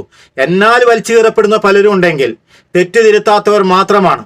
ഞാൻ അവരോട് നേരിടും സംസാരിക്കും. തെറ്റാണ്, ഞാനൊരു എളിയവനാണ്, ഞാൻ വലിയവനൊന്നുമല്ല, ഞാൻ ഏറ്റവും എളിയവനാണ്. യേശു ക്രിസ്തുവിന്റെ മിസ്റ്റിക്കൽ ബോഡിയായിരിക്കുന്ന ചർച്ചിന്റെ കാലിന്റെ, ക്രിസ്തുവിന്റെ ഭൗതിക ശരീരത്തിന്റെ കാലിന്റെ അടിയിലെ തൊലിയുടെ സ്ഥാനം മാത്രമേ എനിക്ക് നിശ്ചയിച്ചുകൊണ്ട് ഞാനിപ്പോൾ വർഷങ്ങളായിട്ട് ഞാൻ പ്രവർത്തിക്കുന്നുള്ളൂ. അതായത് ഇതിൻ്റെ ഉള്ളിൽ കിടക്കുന്ന അറിവിന്റെ കനികളെ നീക്കം ചെയ്യുക എന്നുള്ളത് മാത്രമാണ് എൻ്റെ ലക്ഷ്യം. അതായത് സാത്താൻ പുരാതന സർപ്പം കൊടുത്തിരിക്കുന്ന അറിവിന്റെ കനികൾ ഇന്ന് ഒത്തിരി സഭയ്ക്കുള്ളിൽ, അതായത് ജീവന്റെ കനികൾ കൊടുക്കുന്ന സ്ഥലത്ത് അറിവിന്റെ കനികൾ കൊടുത്തു പോകുന്ന, അറിവിന്റെ കനികൾ മാത്രം കൊടുക്കുന്നവരെ പിടിച്ച് ഞാൻ അത് പറയും. അല്ലാതെ ഈ ബാബു എന്ന് പറയുന്ന ഈ വ്യക്തിക്ക് എല്ലാവരെയും വിമർശിച്ച് നടക്കുന്ന സ്വഭാവമുള്ളൂ എന്ന് ചിലർ ചോദിക്കും. എല്ലാവരെയും ഞാൻ ഒരിക്കലും വിമർശിക്കാറില്ല. വിമർശിക്കുകയും തെറ്റുകയും ചെയ്യുമ്പോൾ അവരോട് നേരിട്ട് സംസാരിക്കും. നേരിട്ട് സംസാരിച്ച് തിരുത്തല്ലാത്തവരെ മാത്രമേ ഞാൻ പരസ്യമായിട്ട് ഇതിൽ പറയേണ്ടുള്ളൂ. പിന്നെ പേരെടുത്ത് പറയില്ല. ഈ പറഞ്ഞ കേസിൽ പറയേണ്ടി വന്നത് മാസങ്ങൾ 3-4 കഴിഞ്ഞതിന് ശേഷം മാത്രമാണ് അതിൽ തിരുത്തൽ വരാതിരിക്കുന്നത് കൊണ്ട്, അല്ലെങ്കിൽ ഇത് അതുകൊണ്ട് മാത്രമാണ്. മാത്രമല്ല, ഇത് പഠിപ്പിച്ചു കൊടുത്ത സെമിനാരികളോട് കൂടെ പഠിപ്പിച്ചു കൊടുത്ത കുട്ടികളൊക്കെ ഏതവസ്ഥയിലോടാ, എനിക്ക് അവരോട് ചെന്നൊന്നും സംസാരിക്കാൻ സാധിക്കത്തില്ല. അപ്പോൾ അവരുടെ കയ്യിൽ ഈ വീഡിയോ കൊടുക്കുന്നത് എത്തപ്പെട്ടിട്ട് അവരറിയുന്നവരന്ന് ഈ അച്ഛൻ പറഞ്ഞത് തന്നെയാണല്ലോ തെറ്റെന്നെങ്കിൽ തിരിച്ചറിഞ്ഞുകൊണ്ട് അതിൻ്റെ യഥാർത്ഥ വസ്തുത അറിയാൻ വേണ്ടിയിട്ടാണ് സുലൈമാനെ കേട്ടവരും അതുപോലെ തന്നെ അവർ തെറ്റുപറ്റിയത് യഥാർത്ഥ വസ്തുത എന്താ തിരിച്ചറിയാൻ വേണ്ടി മാത്രമാണ് എൻ്റെ ഈ പ്രയത്നം. അല്ലാതെ എനിക്ക് വ്യക്തിപരമായിട്ട് ഇവരുമായിട്ട് യാതൊരു വിഷമമോ ദേഷ്യമോ ഉള്ളതില്ല. എനിക്കൊന്നും ഉണ്ടാകേണ്ട ആവശ്യമില്ല. കാരണം ഇവരെയൊന്നും എനിക്കൊരു ദ്രോഹം ചെയ്തവരല്ല. ഞാൻ അവർക്ക് ദ്രോഹമല്ല ചെയ്യുന്നത്. പക്ഷെ ഇൻഡയറക്റ്റ് ആയിട്ട് അവർക്ക് വേദനിക്കേണ്ടി വരുന്നുണ്ടെങ്കിൽ ഞാൻ അതിൽ ഉത്തരവാദിയല്ല. കാരണം എന്ന് പറഞ്ഞാൽ അവരുടെ പ്രബോധനങ്ങളെ ഞാൻ തെറ്റിരുത്തുന്നുള്ളൂ. പ്രബോധനങ്ങൾ തിരുത്തുമ്പോൾ ആ വ്യക്തികൾ അവരുടെ മഹത്വം നോക്കുന്നത് കൊണ്ട് മാത്രമാണ് അവർക്ക് ഇത് അവരുടെ പേര് വരുമ്പോൾ അവർക്ക് അപമാനമായി മാറുകയോ അല്ലെങ്കിൽ ലജ്ജയ്ക്ക് കാരണമാവുകയോ. അവർക്ക് സ്വയമായിട്ട് പറഞ്ഞാൽ മതി, തെറ്റുപറ്റിപ്പോ എന്നൊക്കെ പറഞ്ഞാൽ പോരെ, ഒരു കുഴപ്പമില്ല. പക്ഷെ ഇത് അവരാൽ വഞ്ചിക്കപ്പെടുന്ന ആത്മാക്കളെ മാത്രമേ ഞാൻ നോക്കുന്നുള്ളൂ. അതിൻ്റെ അപ്പുറത്തേക്ക് ഞാൻ നോക്കുന്നില്ല. അന്ന് ഞാൻ അച്ഛനോട് ചോദിച്ച ചോദ്യം ഒന്നിതാണ്. ഫിലിപ്പി 2:5 2-ാം അധ്യായത്തിൽ 5 മുതൽ 8 വരെയുള്ള വാക്യങ്ങൾ പൗലോസ്ലീഹ ഇങ്ങനെയാണ് പറയുന്നത്. യേശുക്രിസ്തുവിനുണ്ടായിരുന്ന ഈ മനോഭാവം നിങ്ങളിലും ഉണ്ടാകട്ടെ. ദൈവത്തിന്റെ രൂപത്തിലായിരുന്നെങ്കിലും അവൻ ദൈവവുമായുള്ള സമാനത നിലനിർത്തേണ്ട ഒരു കാര്യമായി പരിഗണിച്ചില്ല. തന്നെ ശൂന്യനാക്കിക്കൊണ്ട് ദാസന്റെ രൂപം സ്വീകരിച്ച് മനുഷ്യരുടെ സാദൃശ്യത്തിലായി തീർന്ന് ആകൃതിയിൽ മനുഷ്യനെ പോലെ കാണപ്പെട്ടു. മരണം വരെ, അതേ കുരിശുമരണം വരെ അനുസരണമുള്ളവനായി തന്നെ താഴ്ത്തി. പൗലോസ്ലീഹ യേശു ക്രിസ്തുവിനെ സാക്ഷ്യപ്പെടുത്തുന്നത് ഇങ്ങനെയാണ്. അവൻ ജീവിച്ചിരിക്കുന്ന സമയത്ത് സകലതും അറിഞ്ഞിരുന്ന് അവൻ തന്നെ ശൂന്യനാക്കുക ചെയ്തത്. ദൈവത്തിന്റെ ആ ഉന്നതമായ സ്ഥാനമോ പരിഗണനകളോ ഒന്നും എടുക്കാതെ ദൈവവുമായിട്ടുള്ള സമാനത നിലനിർത്തേണ്ട കാര്യമായി പരിഗണിച്ചില്ല. ഭൂമിയിൽ വന്നപ്പോൾ പച്ച മനുഷ്യനായിട്ട് ഒരു താമസിക്കാൻ സ്ഥലം പോലെ ലോകത്തിന്റെ സകല ലോകത്തിന്റെയും പ്രപഞ്ചത്തിന്റെയും സൃഷ്ടാവായ ദൈവം ഒന്ന് ആലോചിച്ച് നോക്കിയേ, ഇവിടെ ഭൂമിയിൽ വന്ന് ജീവിച്ചിട്ട് ഒരു പിറക്കാൻ പോലും സ്ഥലമില്ലാത്ത ദരിദ്രനായിട്ട് ദൈവമല്ലായിരുന്നവരാണെങ്കിൽ ഇവിടെ വന്നിട്ടുണ്ടെങ്കിൽ സമ്പത്തും എല്ലാം കാണുമ്പോൾ ലൗകിക ലോകത്തിന്റെ ലൗകിക സമ്പത്തുകളെ മുഴുവൻ കെട്ടിപ്പിടിച്ച് പാർട്ടിയോടെ അത് ബോധിക്കാനും ഭുജിക്കാനും നോക്കും. ഇതൊന്നുമില്ല, ഒന്നുമില്ലാതെ വന്നു. അതാണ് ദൈവത്തിന്റെ ലക്ഷണം. അതായത് സകല പ്രപഞ്ചവും സൃഷ്ടിച്ച ദൈവത്തിന്റെ ഉടയവൻ, ഈ പ്രപഞ്ച സൃഷ്ടാവായിരിക്കുന്ന ഇതിന്റെയൊക്കെ ഉടയവന് ഇവിടെ വന്ന് ഈ സമ്പത്തിനോടും ഇതിനോട് മാർത്തി കാണിച്ച് അംഗീകാരാസക്തി അധികാരാസക്തി എന്നുള്ളത് കാണിക്കല ചെയ്യുന്നത്. ഞാനാണ് ദൈവമെന്ന് പറഞ്ഞ് വലിയ നേതാവായി കാണിക്കല ചെയ്യുന്നത്. അവൻ തന്നെത്താൻ താഴ്ത്തിയ മനുഷ്യനോട്, ദരിദ്രനോട്, ഏറ്റവും പീഡിപ്പിക്കപ്പെട്ടവനോട് സദൃശനമായി അവൻ പീഡാസനങ്ങളേറ്റ് മരിക്കുക ചെയ്യുന്നത്. ഒന്ന് ആലോചിച്ച് നോക്കിയേ, അതാണ് ദൈവികത. ആ ദൈവികതയാണ് നമ്മൾ മനസ്സിലാക്കേണ്ടത്. അത് വേറെ ഒരു സ്ഥലത്തും ഒരു മനുഷ്യരിൽ ഒരിടത്ത് നിന്ന് കാണാൻ സാധിക്കുന്നതല്ല. ഇതാണ് ദൈവികത. ഈ ദൈവികതയെ നമുക്ക് തിരിച്ചറിയാൻ സാധിക്കണം. ആ ദൈവികത തന്നെ ശൂന്യനാക്കിയ ആ ദൈവികതയെ കണ്ടിട്ട് അത് ദൈവമാണെന്ന് അത് മനസ്സിലാക്കിയത് കണ്ടിട്ട് ആ ദൈവത്തിന് താൻ ദൈവമാണെന്ന് അറിയത്തില്ല എന്ന് പറയുന്ന പൈശാചികത, അത് പാഷണ്ഡതയല്ല, അതിനെ പാഷണ്ഡതയും അബദ്ധപ്രബോധമല്ല പറയുന്നത്, അതിനെ പൈശാചികത എന്ന് പറയുന്നത്, സാത്താന്റെ ശബ്ദം എന്ന് പറയുന്നുള്ളൂ. അത് കേട്ടിട്ട് ഒരു പൗരാതനം വിശ്വസിക്കുമ്പോൾ ഏതൊരവസ്ഥയിൽ കൂടെ നമ്മൾ പോകേണ്ടത്. യോനാൻ ശിഷ്യം, അതുകൊണ്ട് തന്നെ അദ്ദേഹം പറയുന്നത് യോനാൻ ശിഷ്യം മാറ്റി നിർത്തിക്കൊണ്ട് പഠിപ്പിക്കില്ലായിരുന്നു. അതിനുവേണ്ടി പറയേണ്ട യോനാൻ ശിഷ്യം മാറ്റി നിർത്തി പറയേണ്ട ആവശ്യമുണ്ടോ? യോനാൻ ശിഷ്യം വേണ്ടേ? അപ്പോൾ അത്രത്തോളം ഒരു സ്വാധീനം ഇതിങ്ങനെ സമർത്ഥിക്കാൻ മാരിയോ എന്നൊരു വ്യക്തിയെ, സുലൈമാൻ എന്ന വ്യക്തിയെ അയാളുടെ പ്രബോധനം എടുത്തപ്പോൾ അത് ശരിയെന്ന് സമർത്ഥിക്കാൻ വേണ്ടി ബൈബിളും സഭയുടെ പ്രബോധനങ്ങളും ബൈബിൾ പ്രബോധനങ്ങളും സകലം എടുത്ത് ടിസ്റ്റ് ചെയ്തുകൊണ്ട് സമർത്ഥിക്കുന്ന ഒരു ബൈബിൾ പണ്ഡിതനെ കണ്ടിട്ട് ഞെട്ടിത്തെരിച്ചിരുന്ന് വിശ്വസിക്കാൻ പറ്റാത്ത ഒരവസ്ഥയിലായപ്പോൾ ഒരു വിശ്വാസിയുടെ അവസ്ഥയാണ് ഞാൻ നിൽക്കുന്നത്. എങ്ങനെ സാധിച്ചു? അതുകൊണ്ടാണ് ഈ മുള്ള്, അതായത് ഇതിന്റെ വേരുണ്ടല്ലോ, എവിടെയോ കിടക്കുന്ന ഈ വേര്, ഇങ്ങനെ അബദ്ധ പ്രബോധനങ്ങൾ സഭയ്ക്കുള്ളിൽ സെമിനാരിയിൽ കൂടെ കന്യാസ്ത്രീമണങ്ങളൊക്കെ പഠിപ്പിക്കുന്നുണ്ട്. ഇവരെയൊക്കെ വ്യാപിച്ചു കഴിഞ്ഞ് ഇവരെയൊക്കെ ഫലം പുറപ്പെടുവിക്കാത്ത ഒരു ജനതയാക്കി, ഇടയന്മാരാക്കി, സന്യാസിനിമാരാക്കി വഞ്ചിച്ചിട്ടുണ്ടെങ്കിൽ ഇവിടെയൊക്കെ ഈ പാഷണ്ഡത, അബദ്ധങ്ങൾ പറഞ്ഞു കൊടുത്ത്, തെറ്റുകൾ പറഞ്ഞു കൊടുത്ത്, തിന്മയെ പറഞ്ഞു കൊടുത്ത് പഠിപ്പിച്ചവരൊക്കെ ഉത്തരവാദികളാണ്. അതുകൊണ്ടാണ് ബൈബിൾ വ്യക്തമായി പറയുന്നത്, നിങ്ങളിൽ പലരും പ്രബോധകരാകാൻ തുനിയരുത്, നിങ്ങൾ കൂടുതൽ കണക്ക് കൊടുക്കേണ്ടി വരും. നിങ്ങളിൽ പലരും പ്രബോധകരാൻ തുനിയരുത്. ഇന്ന് പലരും പ്രബോധകരായിക്കൊണ്ടിരിക്കുക. പ്രബോധനത്തെ വരുത്താത്തവരാണ് കൃപയിലുള്ളൂ, രക്ഷയിക്കപ്പെടത്തുള്ളൂ. പ്രബോധനത്തെ തെറ്റുവരുത്താതെ സൂക്ഷിക്കണം. അതുകൊണ്ട് പ്രബോധനം തെറ്റുവരുത്തുക എന്ന് പറയുന്നത് ആത്മാക്കളെ വഞ്ചിക്കുകയാണ്. അതുകൊണ്ട് ആത്മാക്കളെ വഞ്ചിക്കുന്ന എല്ലാവരും നമ്മൾ ആ പ്രബോധനത്തെ പ്രതി നമുക്ക് ചൂണ്ടിക്കാണിക്കേണ്ടി വരും. അടുത്ത ഞാൻ 1 by 1 അച്ഛനോട് ചോദിച്ച ചോദ്യം ഇതേ ഉള്ളൂ. ക്രിസ്തുവിന്റെ പ്രബോധത്തെ നിലനിൽക്കാതെ അതിലംഘിച്ച് മുന്നോട്ട് പോകുന്ന ഒരു ദൈവമില്ല. അവന്റെ പ്രബോധത്തിൽ നിലനിൽക്കുന്ന പിതാവും ഉണ്ട്, പുത്രനും ഉണ്ട്. പ്രസ്തുത പ്രബോധനവുമായിട്ടല്ലാതെ ആരെങ്കിലും നിങ്ങൾ സമീപിച്ചാൽ അവനെ നിങ്ങൾ വീട്ടിൽ സ്വീകരിക്കുകയോ അഭിവാദനം ചെയ്യുകയോ ചെയ്യരുത്. 2 യോഹന്നാൻ 1-ാം അധ്യായം 9 മുതൽ 10 വരെയുള്ള വാക്യങ്ങൾ. ഇതാണ് അതിന്റെ മർമ്മം. അതുകൊണ്ട് അവരൊന്നും നമുക്ക് സ്വീകരിക്കാൻ പറ്റത്തില്ല. ചോദിച്ച ചോദ്യം ഇത്രയേ ഉള്ളൂ. 30 വയസ്സായി ജീവിച്ചിരുന്ന സുവിശേഷം പറഞ്ഞുകൊണ്ടിരുന്ന യേശു, പഞ്ചേന്ദ്രിയങ്ങളും ആത്മീയേന്ദ്രിയങ്ങളും എല്ലാം പ്രവർത്തിച്ചിരുന്ന യേശു ക്രിസ്തു മാമോദിസ സമയത്തും രൂപാന്തര സമയത്തും പിതാവ് ഇവൻ എന്റെ പ്രിയപുത്രൻ എന്ന് പറഞ്ഞത് മറ്റുള്ളവരെല്ലാം കേട്ടിട്ട് കേട്ടില്ലായിരുന്നോ? അതാണ് ചോദ്യം. അത് കേട്ടിട്ടും യേശു ക്രിസ്തു ഗ്രഹിച്ചില്ലായിരുന്നുവോ? ഇനി അതും പോട്ടെ, നീ ജീവനുള്ള ദൈവത്തിന്റെ പുത്രനായ ക്രിസ്തുവാണ് എന്ന് പത്രോസ് പറഞ്ഞപ്പോഴും അത് തിരിച്ചറിയാത്ത പൊട്ടനായിരുന്നോ യേശു? ശിമിയോനെ ഇത് വെളിപ്പെടുത്തിയത് സ്വർഗസ്ഥനായ പിതാവാണെന്ന് പത്രോസിനോട് ഈശോ പറഞ്ഞതും ഒന്നും അറിയാതെ ആയിരുന്നോ? ശിമയോൻ പത്രോസ് പറഞ്ഞു, നീ ജീവനുള്ള ദൈവത്തിന്റെ പുത്രനായ ക്രിസ്തുവാണ്. യേശു അവനോട് അരുളി ചെയ്തു, യോനായുടെ പുത്രനായ ശിമയോനെ, നീ ഭാഗ്യവാൻ. മാംസരക്തങ്ങളല്ല, സ്വർഗസ്ഥനായ പിതാവാണ് ഇത് നിനക്ക് വെളിപ്പെടുത്തി തന്നത്. സ്വർഗസ്ഥനായ എന്റെ പിതാവാണ്, ശ്രദ്ധിക്കണം, സ്വർഗസ്ഥനായ എന്റെ പിതാവാണ് ഇത് നിനക്ക് വെളിപ്പെടുത്തി തന്നത്. മത്തായിയുടെ സുവിശേഷം 16 അധ്യായം 16-17 വാക്യങ്ങൾ. ഇതൊക്കെ എന്താ? യേശുക്രിസ്തു വെറും നാടകം കാണിക്കുമായിരുന്നോ? ഇവരൊക്കെ കാണിക്കുന്ന പോലെ പട്ടിഷോ കാണിക്കുമായിരുന്നോ എന്നാ പച്ചവെള്ളത്ത് ചോദിച്ചു കഴിഞ്ഞാൽ പറയേണ്ടത്. ഇത് യേശുക്രിസ്തു എന്താ വെറുതെ ഒന്നും അറിയാത്ത പൊട്ടനായിട്ട് പട്ടിഷോ കാണിക്കുമായിരുന്നോ? ഇവരെന്താ വിശ്വസിച്ചിരിക്കുന്നത്? മത്തായി 3:17 സ്വർഗത്തിൽ നിന്ന് ഇവൻ എന്റെ പ്രിയപുത്രൻ എന്ന് പറഞ്ഞത് കേട്ട് യേശു കേട്ടിരുന്നില്ല എന്ന് ഞങ്ങൾ വിശ്വസിക്കണമോ? മത്തായി 4:3, 4:6, 4:9 വാക്യങ്ങളിൽ പിശാച് കർത്താവിനോട് ചോദിക്കുകയാണ്, നീ ദൈവപുത്രനാണെങ്കിൽ, ശ്രദ്ധിക്കുക, സാത്താന് പോലും അറിയാം, അത് ഇവർക്ക് തിരിച്ചറിയുന്നില്ല എന്ന് പറഞ്ഞാൽ ഇവര് സാത്താനേക്കാളും മൂത്ത സാത്താനല്ലേ? എന്ന് അഭിസംബോധന ചെയ്ത് പരീക്ഷിക്കുമ്പോൾ ദൈവപുത്രനോട് തന്നെ കുമ്പിട്ട് ആരാധിച്ച ജഡിക ലോകത്തിനെ പരാജയപ്പെടുത്താൻ അവതരിച്ച യേശുവിനെ അവ വിട്ടുകൊടുക്കാം എന്ന് വിലപേശുമ്പോഴും മരുഭൂമിയിലെ പരീക്ഷയിൽ അതൊന്നും മനസ്സിലാക്കാത്ത വെറും പൊട്ടനായ ഒരു മനുഷ്യന്റെ അർത്ഥമില്ലാത്ത മറുപടിയായിരുന്നു യേശുവിന്റെ മറുപടികളെന്ന് ഞങ്ങൾ വിശ്വസിക്കണമോ സുലൈമാൻ തുർക്കി? അതുപോലെ പറപ്പള്ളി അച്ഛ, ശിഷ്യന്മാർ അടുത്ത് എന്ന് അവനെ ഉണർത്തി അപേക്ഷിച്ചു, കർത്താവെ രക്ഷിക്കണമേ, ഞങ്ങളിതാ നശിക്കുന്നു. മത്തായി 8:25. പിശാചികൾ അട്ടഹസിച്ച് പറഞ്ഞു, ദൈവപുത്ര, നീ എന്തിന് ഞങ്ങളുടെ കാര്യത്തിൽ ഇടപെടുന്നു? സമയത്തിന് മുമ്പ് ഞങ്ങളെ പീഡിപ്പിക്കാൻ നീ ഇവിടെ വന്നിരിക്കുകയാണോ? മത്തായി 8:29. ഈ ശിഷ്യനും പിശാചുക്കളും കർത്താവെ ദൈവപുത്ര എന്നൊക്കെ വിളിച്ചപ്പോൾ യേശു ഒന്നും ഗ്രഹിക്കാത്തവനായിരുന്നു അവരെ പോലെ എന്ന് ഞങ്ങളും വിശ്വസിക്കണോ? ദൈവത്തിന് മാത്രം പാപങ്ങൾ ക്ഷമിക്കാൻ അധികാരമുണ്ടായിരിക്കെ നിന്റെ പാപങ്ങൾ ക്ഷമിച്ചിരിക്കുന്നു എന്ന് തളർവാദ രോഗിയോട് യേശു പറഞ്ഞത് ദൈവമാണെന്ന് അറിയാതെ നിയമജ്ഞർ പറഞ്ഞതുപോലെ ദൈവദൂഷണമായിരുന്നുവെന്ന് അവരെ പോലെ ഞങ്ങളും വിശ്വസിക്കണമോ? ക്രൈസ്തവരെ ഞങ്ങൾ വിശ്വസിക്കണമോ സുലൈമാൻ തുർക്കി? ഭൂമിയിൽ പാപങ്ങൾ ക്ഷമിക്കാൻ മനുഷ്യപുത്രന് അധികാരമുണ്ടെന്ന് നിങ്ങൾ അറിയേണ്ടതിനാണത്. അനന്തരം അവൻ തളർവാദ രോഗിയോട് പറഞ്ഞു, എഴുന്നേറ്റ് നിന്റെ ശയ്യയും എടുത്ത് വീട്ടിലേക്ക് പോവുക.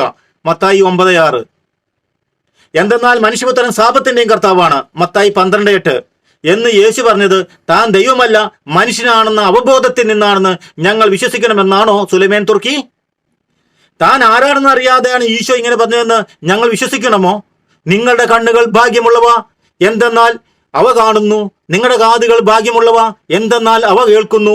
സത്യമായി ഞാൻ നിങ്ങളോട് പറയുന്നു, അനേകം പ്രവാചകന്മാരും നീതിമാന്മാരും നിങ്ങൾ കാണുന്നവ കാണാൻ ആഗ്രഹിച്ചു, എങ്കിലും കേട്ടില്ല. നിങ്ങൾ കേൾക്കുന്നവ കേൾക്കാൻ ആഗ്രഹിച്ചു, എങ്കിലും കേട്ടില്ല. മത്തായി 13:16-17. യേശു ക്രിസ്തു ഈ പറഞ്ഞത് ബോധമില്ലാതെയാണെന്ന് ഞങ്ങൾ വിശ്വസിക്കണമോ സുലൈമാൻ തുർക്കി? മത്തായി 14:28-30 പത്രോസ് യേശുവിനെ കർത്താവ് എന്ന് വിളിക്കുകയും 14:33 വഞ്ചിയിൽ ഉണ്ടായിരുന്നവർ യേശുവിനെ നീ സത്യമായി ദൈവപുത്രനാണെന്ന് പറഞ്ഞ് അവനെ ആരാധിക്കുകയും ചെയ്തപ്പോൾ മനുഷ്യനാണെന്ന് മാത്രം അറിയുന്നവനാണ് യേശു എങ്കിൽ ആ ആരാധന സ്വീകരിച്ചത് ദൈവദൂഷണമാണെന്നല്ലേ സുലൈമാനും അച്ഛനും യേശുവിനെ കുറിച്ച് പറയുന്നത്? മുസ്ലിങ്ങളെ പോലെ ഞങ്ങൾ ക്രിസ്ത്യാനികളും സുലൈമാൻ തുർക്കിയെ പോലെ കത്തോലിക്ക സഭയിൽ വിളമ്പിയ ഈ പാഷണ്ഡത, ഈ അബദ്ധ പ്രബോധനം വിഴുങ്ങണമെന്നാണോ പറപ്പള്ളി അച്ഛനും പഠിപ്പിക്കുന്നത്? വഞ്ചിയിലുണ്ടായിരുന്നവർ അവനെ ആരാധിച്ചുകൊണ്ട് സത്യമായി നീ ദൈവപുത്രനാണെന്ന് വിളിച്ചു പറഞ്ഞു. മത്തായി 14:33. അവൻ മാനുഷിക നിയമങ്ങൾ പ്രമാണങ്ങളെ പഠിപ്പിച്ചുകൊണ്ട് വ്യർത്ഥമായി എന്നെ ആരാധിക്കുന്നു. മത്തായി 15:9. ആരാധനയെക്കുറിച്ച് തന്നെ ആരാധന സ്വീകരിച്ചുകൊണ്ട് യേശുക്രിസ്തു പറയുന്നത് താൻ ആരാണെന്ന് വ്യക്തമായ ബോധ്യത്തോടെ യേശു പറയുന്നത്, അല്ലാതെ യേശുക്രിസ്തു ഇവിടെ ജീവിച്ചിരിക്കുന്ന സമയത്ത് യേശുക്രിസ്തു ദൈവമാണെന്ന് ബോധമില്ലാത്തവനായിരുന്നില്ല എന്ന് സുലൈമാൻ തുർക്കി മനസ്സിലാക്കുക. യേശു പിതാവായ ദൈവത്തെ എപ്പോഴും തന്റെ സ്വർഗീയ പിതാവ് എന്ന് വിളിച്ചുകൊണ്ടിരുന്നത് തൃത്വത്തിലെ രണ്ടാമനായ പുത്രൻ തമ്പുരാന് പിതാവാരെന്ന് അറിയാതെ കണ്ടോനെ കയറി അപ്പ എന്ന് വിളിച്ച് കൊണ്ടിരുന്നതാണെന്നാണോ ഇവർ ധരിച്ചു വെച്ചിരിക്കുന്നത്? ആ ഇസ്ലാമിക പാഷണ്ഡത ക്രിസ്ത്യാനികളെ ഞങ്ങളെ വിശ്വസിക്കണമെന്നാണോ സുലൈമാൻ തുർക്കി പറയുന്നത്? അതായത് യേശു ക്രിസ്തു സ്വർഗസ്ഥനായ പിതാവിനെ സ്വർഗസ്ഥനായ പിതാവേ എന്ന് വിളിച്ച് പ്രാർത്ഥിച്ചതൊക്കെ കണ്ടോനെ കയറി അപ്പൻ എന്ന് വിളിച്ചതല്ല ക്രൈസ്തവരെ സംബന്ധിച്ചോളം. പക്ഷെ കണ്ടോനെ കയറി അപ്പനാന്ന് വിളിക്കുന്ന സുലൈമാൻ തുർക്കിയാണെങ്കിൽ അതിലൊന്നും പറയാനില്ല. ഞങ്ങളെ അത് പഠിപ്പിക്കാൻ നിൽക്കരുത്. കാനാൻകാരി സ്ത്രീ മത്തായി 15:22, 25, അതുപോലെ 27 കർത്താവേ എന്ന് വിളിച്ചതും ദാവീദിന്റെ പുത്ര കനിയണമേ എന്ന് പറഞ്ഞപ്പോഴും അവയെ നിഷേധിക്കാതെ സൗഖ്യം നൽകിയത് താൻ ദൈവമാണെന്ന് അറിയാതെയാണെന്ന് ഞങ്ങൾ വിശ്വസിക്കണമെന്നോ? യേശു ഇത്ര വ്യക്തമായി പത്രോസിന് വെളിപ്പെടുത്തുന്നത് താൻ ദൈവമാണെന്ന് അറിയാതെയാണെന്ന് ഞങ്ങൾ വിശ്വസിക്കണമോ? ഞാൻ നിന്നോട് പറയുന്നു, നീ പത്രോസാണ്, ഈ പാറമേലിന്റെ സഭ സ്ഥാപിക്കും. നരകവാടങ്ങൾ അതിനെതിരെ പ്രബലപ്പെടുകയില്ല. സ്വർഗരാജ്യത്തിന്റെ താക്കോലുകൾ നിനക്ക് ഞാൻ തരും. നീ ഭൂമിയിൽ കെട്ടുന്നതെല്ലാം സ്വർഗത്തിലും കെട്ടപ്പെട്ടിരിക്കും, നീ ഭൂമിയിൽ അഴിക്കുന്നതെല്ലാം സ്വർഗത്തിലും അഴിക്കപ്പെട്ടിരിക്കും. അനന്തരം അവൻ താൻ ക്രിസ്തുവാണെന്ന് ആരോടും പറയുന്ന ശിഷ്യന്മാരോട് കൽപ്പിച്ചു.